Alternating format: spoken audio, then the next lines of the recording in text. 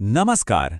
आज हम बात करेंगे एक ऐसी छोटी सी लेकिन बहुत ही दमदार कविता की जो मानसून के आने का पूरा एहसास करा देती है। तो चलिए इसे समझना शुरू करते हैं। सुनिए, कविता की शुरुआत ही होती है एक जोरदार आवाज से। इन लाइनों में ना एक रिदम है, एक गूंज है, ऐसी गूंज जो हमें सीधा खींचकर तूफान के बीचों बीच ले जाती है। और यहाँ सबसे मजेदार बात क्या है, ये सिर्फ शब्द नहीं है, ये एक पूरा का पूरा एक्सपीरियंस है।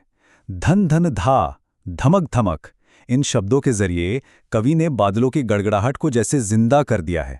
ऐसा लगता है मानो हम खुद वहीं खड़े होकर ये सब महसूस कर रहे हैं। तो इस गड़गड़ाहट के बाद क्या होता है? अब कविता हमें दिखाती है कि जब बारिश की पहली बूंदें गिरती हैं तो उसका असर कैसा होता है। पहले बिजली की वो तेज चमक और फिर फौरन बाद बारिश का वो असर जो सब कुछ जैसे धो डालता है, साफ कर देता है।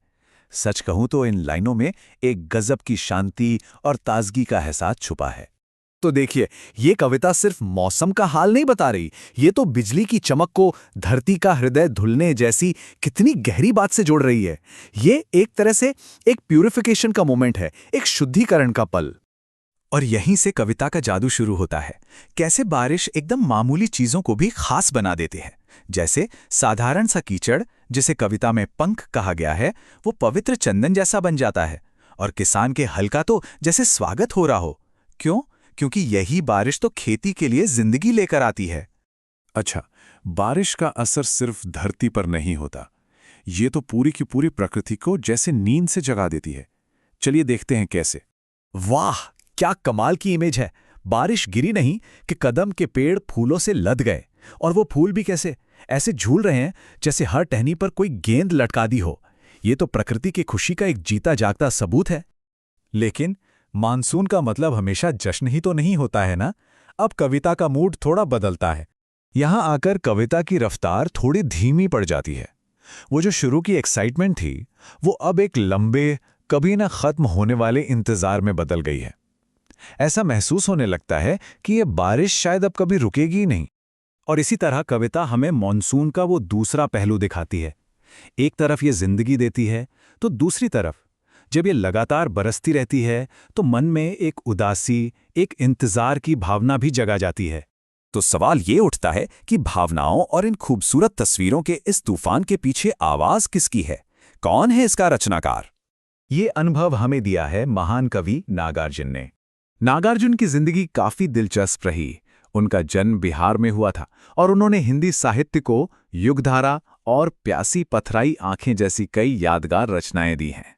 हाँ, उनका पूरा नाम था वैद्यनाथ मिश्र नागार्जुन, और वो खास तौर पर जाने जाते थे अपनी प्रोग्रेसिव सोच और एकदम सरल सीधी भाषा के लिए। और यही बात उनकी कविताओं का मूल मंत्र थी। उनकी कलम हमेशा समाज के उन लोगों के लिए चली जो दबे, कुचले और पीड़ित थे। उनके लिए एक गहरी हमदर्दी थी नागार्जुन के मन में। तो अब समझ में आता है ना कि उन्होंने इस कविता में पंख यानी कीचड़ और हल को इतनी अहमियत क्यों दी। क्योंकि वो आम लोगों और उनकी रोजमर्रा की जिंदगी में ही असली सुंदरता और सम्मान देखते थे। ये बात उनकी हमदर्दी को सीधा उनकी कविता से जोड़ देती है। तो कुल मिलाकर ये कविता हमें आखिर में क्या सिखाती है? चलिए इसका सार समझते हैं। देखिए, मेघ बजे सिर्फ मौसम की एक रिपोर्ट नहीं है, ये तो एक पूरा सफर है। नई जिंदगी के जश्न से लेकर इंतजार की गहरी उदासी तक का वो पूरा चक्र जो मॉनसून अपने साथ लेकर आता है। और आखिर में एक सवाल सबके लिए, जिस तरह प्रकृति की ये लय बदलती है, कभी खुशी तो कभी इंतजार, क्या हमारे अपने जीवन के उतार चढ़ाव भी कहीं ना कहीं इसी लय से नहीं जुड़े हैं? सोचने वाली बात है ना?